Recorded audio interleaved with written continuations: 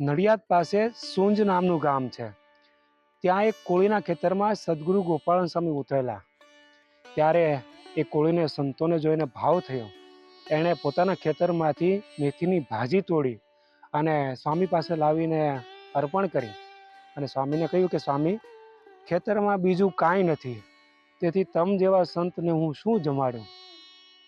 સ્વામીએ બાજુમાં જ ઉભેલો આંબો જોઈને કહ્યું કે ભાઈ, આ આંબો છે ને?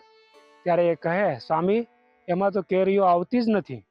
તેનો ભાવ જોઈને સ્વામીએ કહ્યું કે ભાઈ, આ કલ્પવૃક્ષ જેવો આંબો છે, તે હવે તારું પૂરું કરશે. અને ફાગણ મહિને નહીં પણ જેઠ મહિને એના ફૂલ આવશે અને ભાદરવા મહિનામાં કેરીઓ પાકશે, એટલે તને ઘણા બધા રૂપિયા આવશે. અને પછી સ્વામીના વચને કાયમ એમ જ થતું. એવા શ્રીજી મહારાજના સંતો પ્રતાપી હતા.